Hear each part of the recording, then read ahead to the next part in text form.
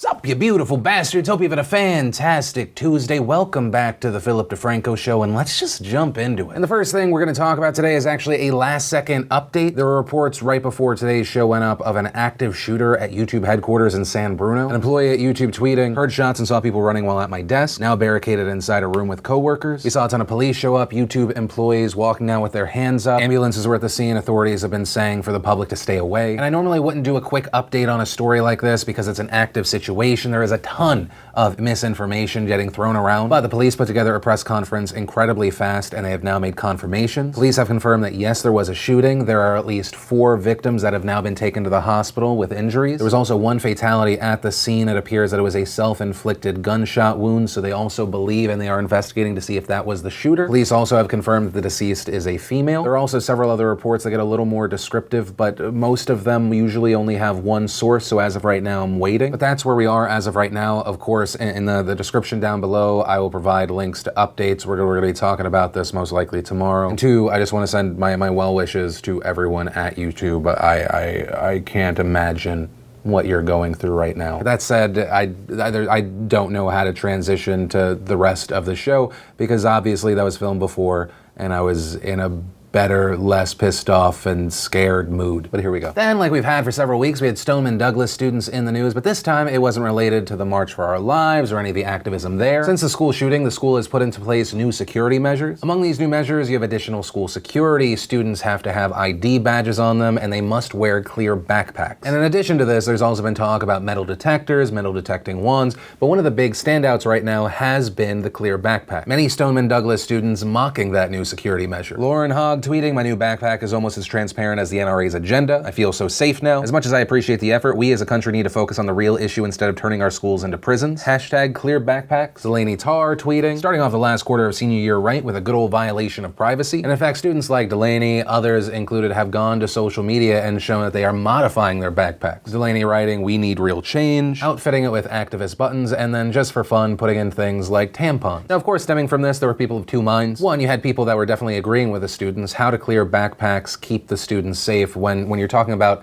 the way the shooting happened. Someone that didn't even go to the school anymore came to the school and just started firing. More security can of course make sense. The IDs can be helpful, especially since they've had issues with people trespassing recently. But many people arguing that the clear backpacks, it's just security theater. And 2, one of the other main reactions we've seen are people finding it somewhat funny that the students are saying this is a violation of privacy. One commenter writing, "They demanded that liberty be restricted for their safety. They just didn't expect it to be their liberty." But of course, then you have people arguing that's not an apples to apples comparison. One is security theater, whereas the other could actually stop lives, in which case more people are saying, then why is there more security? Seemingly that's an acknowledgement that more good guys with guns is helpful. And then you end up in that same debate that we've seen at least a variation of for a very, very long time. That said, I would love to know what you think about these new security measures. Is it security theater? No, you're not. When you change security, it's not just about what happened before. You're trying to prevent everything else. What are you thinking and why? And then let's talk about InfoWars and Alex Jones being sued by undocumented globalist lizard people, 4-dimensional air monsters, and or a guy by the name of Marcel Fontaine. And it's interesting how it looks like all of this happened. So on February 10th, 4 days before the Marjory Stoneman Douglas High School shooting in Parkland, Florida, someone reportedly posted a picture of Marcel Fontaine on 4chan. The picture of Fontaine was reportedly taken from his Instagram profile. It was posted in the poll message board, specifically in a thread titled "Antifa Lefty Commie Cancer." Users then scrub through his social media accounts and they find this picture, a photo that shows him wearing a shirt that has historical communist leaders. Then on February 14th, the day of the shooting, the picture of Fontaine starts circulating again, actually identifying him as the shooter. Some images even showed Fontaine above the text "shooter is a commie." And so as media outlets raced to identify the shooter, there was a writer at InfoWars named Kit Daniels who decided to prominently feature the photo of Fontaine. And the photo was used in an article that went through 3 title revisions over the course of a day. You had reported Florida shooter dressed as communist supported ISIS, Florida shooter inspired by ISIS, Allahu Akbar, and reported Florida shooter discussed Allahu Akbar on Instagram profile. And what's weird is that Daniels seemed to use the picture of Fontaine despite someone on 4chan reportedly writing under the photo, "I can guarantee that this loser works at the Palladium in Worcester, Massachusetts. They play loads of metal shows, far more than any other genre." And according to Fontaine's lawyer, Mark Bankston, they published this photo with 0 confirmation. They published knowing it was false or with such reckless disregard that they didn't care. Even doing the most basic thing like a reverse image search would have shown that he had nothing to do with Florida or the school shooting. Now, despite the fact that Fontaine had absolutely nothing to do with the shooting, despite that the photo was actually taken down later in the day, the photo still spread all over the internet. You saw it everywhere, even Even a Republican state legislator in North Carolina named Larry Pittman shared comments about Fontaine and his shirt, writing on Facebook, "Not surprising to see the people depicted on his t-shirt. So many of these shooters turn out to be communist Democrats that I suspect they are doing these things to push for gun control so they can more easily take over the country." And like I said at the beginning of the story, the reason that we're talking about this is that there is now a lawsuit, specifically a defamation lawsuit against InfoWars and Alex Jones. The lawsuit was filed in Texas, where InfoWars is based, and Fontaine is seeking over $1 million in damages. The suit saying because of InfoWars, Fontaine received ridicule, malicious threats, saying his image has been irreparably tainted, also claiming that yes, InfoWars did remove his picture, but allegedly it was removed without an explanation, statement, or correction. Also, as recently as yesterday, there was no correction, although after this lawsuit was filed, there was an editor's note saying, "We showed a photograph of a young man that we had received and stated incorrectly that it was an alleged photo of the suspected shooter at Douglas High School in Parkland, Florida. InfoWars promptly removed the contents of this webpage within hours after posting on February 14th, 2018. The young man whose picture was shown later contacted us and asked that we take the photo down, but we had already done so several days before. We regret that this error occurred." Now, as far as how strong is this case, it will be very interesting to see. The suit includes pages and pages of background on InfoWars. This including what they say is a history of publishing false and defamatory reports. I mean, you have everything from the Pizzagate conspiracy to attacks against victims of the Sandy Hook massacre. And so the argument that this is a strong case is essentially they have a history of this reckless reporting. And so by posting this photo without fully confirming that this was 100% true, there was a reasonable expectation that Fontaine would suffer harassment and threats. But on the other end, according to First Amendment attorney Ken White, InfoWars might be able to win this, saying the core of the lawsuit that InfoWars falsely accused Mr. Fontaine of being the shooter states a very plausible claim for defamation and intentional infliction of emotional distress. The problem is that the complaint buries that core wrong into a general attack on InfoWars and Alex Jones and their fans. And then also adding that this could become a SLAPP suit. SLAPP stands for Strategic Lawsuit Against Public Participation. And suits are identified as SLAPP suits in order to prevent plaintiffs from filing frivolous lawsuits designed to silence particular categories of speech. And according to White, Texas has a very strong anti-SLAPP law. If InfoWars can frame the lawsuit as being more broadly about the content of its speech in general, or about the speech of third-party commenters for whom InfoWars is not responsible under Section 230 of the Communications Decency Act, the plaintiff, Fontaine, faces a real risk of an anti-SLAPP ruling. So there is a risk in this lawsuit for Fontaine as well, and it will be very interesting to see how this develops. That, including all the other things InfoWars is dealing with right now, including another defamation lawsuit. I mention this story because obviously every single day you have either people saying or examples of fake news all over the place. There are examples of stories where it appears intentional. There are examples of story where maybe it was a mistake that someone tried to fix but didn't do a great job of it. And all of that having a little dance of, okay, well, how do we regulate that without accidentally infringing on people's First Amendment rights? How do we handle that without censoring voices that we just don't agree with? And it's been very interesting to see how that conversation has evolved in the United States,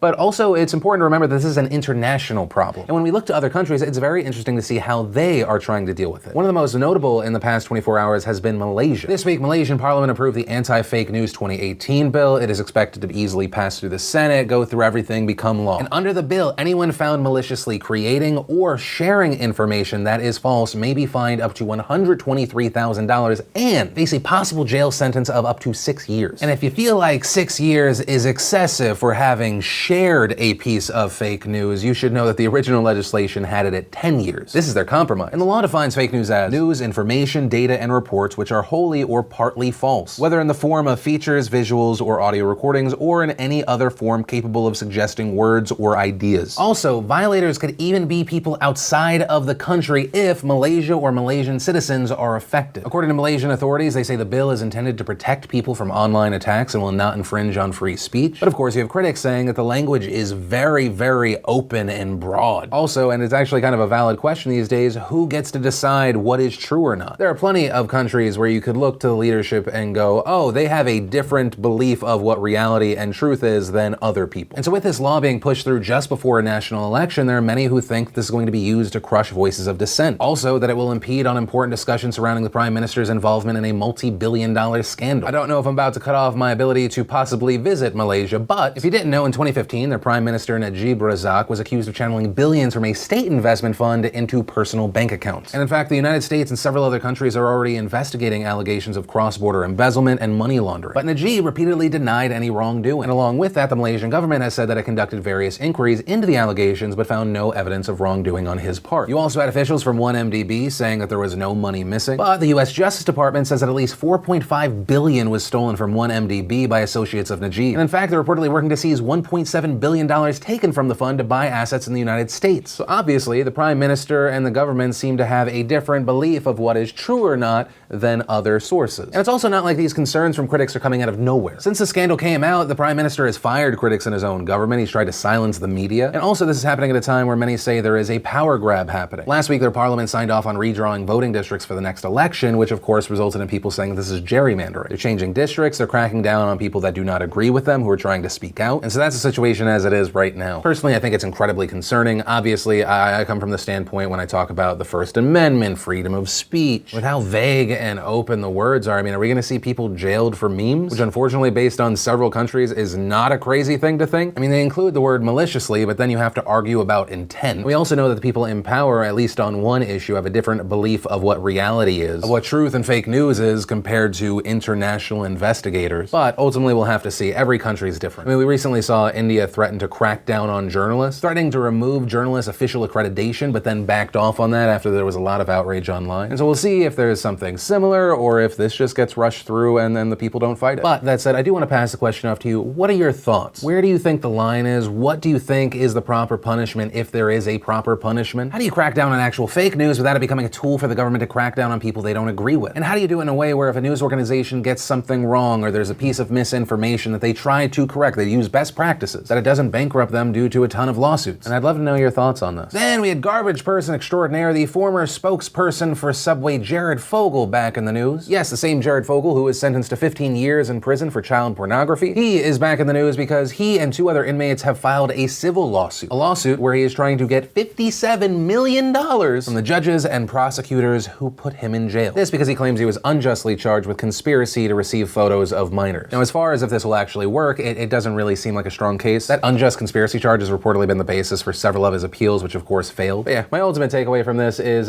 Jared Fogle is a garbage person, and every day that he is still in prison, it's a slightly better day. Then let's talk about the situation regarding the US-Mexico border. Obviously, border security for President Trump has been a massive deal to him from, even when he was candidate Trump. Border security, the wall, the whole shebang, it's not weird to hear him talk about it. And today, Trump made a very big statement regarding border security, how we're going to secure the border, and it seems like it's connected to an issue we've seen from over the weekend. That situation involving the caravan of roughly, we've seen several reports, roughly 1,100 to 1,500 people, most of them Hondurans. They're making their way to the United States from the southern border of Mexico. Reportedly in Honduras, there has been massive political violence, and that's on top of just the general gangs and cartels in the area. And reportedly, the caravan was organized by Pueblos Sin Fronteras, PSF, People Without Borders. They say on their website they accompany migrants and refugees in their journey of hope and together demand our human rights. This reportedly making it the 5th year in a row where there's been an organized caravan of some sort. And so that story initially popped up thanks to BuzzFeed, who sent someone out there to report on it. Then on Sunday, Fox and Friends does a piece on it. They interview National Border Patrol Council President Brandon Judd. Shortly after that, we then saw President Trump start tweeting, saying Border Patrol agents are not allowed to properly do their job at the border because of ridiculous liberal Democrat laws like catch and release, getting more dangerous caravans coming. Republicans must go to nuclear option to pass tough laws now. No more DACA deal. Adding Mexico is doing very little, if not nothing, at stopping people from flowing into Mexico through their southern border and then into the US. They laugh at our dumb immigration laws. They must stop the big drug and people flows or I will stop their cash cow NAFTA. Need wall. Then finally saying these big flows of people are all trying to take advantage of DACA. They want in on the act. Now, there are a few things to unpack there, but what I want to focus on there are the mentions of DACA. Him shouting no more DACA deal is really interesting since a big narrative he has been pushing for a while is the Democrats don't care about DACA. Others have argued that no, the Democrats are trying, or the Democrats that have given up are just giving up because they realize that they can't get that without doing something with the wall. Then there's the mention that these people on this caravan are trying to take advantage of DACA, but that is in no way what DACA is. There's no reason to believe that any of these people would actually qualify. DACA is supposed to be about the people who were brought to this country as children who were ended up actually being here illegally by no choice of their own, and not new people. He then continues to tweet about immigration, but then we get an update from yesterday. Mexico announces that they are disbanding the caravan. PSF organizer Alex Mensing calling the disbanding a victory. This because Mexico would actually be allowing certain people in the caravans to apply for asylum in Mexico. Adding, don't be fooled, the government isn't, quote, disbanding it. It's conceding its participants' right to apply for asylum without traveling in the shadows. But it's also important to note that it's not a great, happy story for everyone that was in this caravan. According to reports, Mexico is only granting granting humanitarian visas to people like women who are pregnant, people with disabilities, people with chronic illnesses like HIV, and then the rest of the people in the caravan will have 10 days to petition Mexico to stay for another 30 days. And during that time, they're supposed to petition Mexico to stay even longer. But otherwise, they'll be deported, and in fact, 400 have already been deported. And Mexico immigration officials have said in a statement, under no circumstances will the government of Mexico promote irregular migration. And in fact, Mexico has been stricter over the past few months. In January and February, they deported more than 16,000 people. But one of the biggest updates to this story came today from President Trump, who during a luncheon said, "I told Mexico, and I respect what they did. I said, look, your laws are very powerful. Your laws are very strong. We have very bad laws for our border, and we are going to be doing some things. I spoke with Mattis. We're going to do some things militarily. Until we have a wall and proper security, we're going to be guarding our border with the military. That's a big step." Adding, "We cannot have people flowing into our country illegally, disappearing, and by the way, never showing up for court." And then when asked to clarify, just so there was no misunderstanding, Trump said he was preparing the military to secure the border. And while that is a big announcement, I also think it is important to point out that past presidents have done somewhat of the same thing. In 2006, Bush sent 6,000 troops. In 2010, the Obama administration also deployed the National Guard. Also on the state level in 2014, you had Governor Rick Perry mobilizing 1,000 troops. And I point that out not to say, oh, well, this is no big deal, but just so that people know that it's not unprecedented. But also at the same time, it could be, because according to multiple sources, these from the Defense Department and military officials,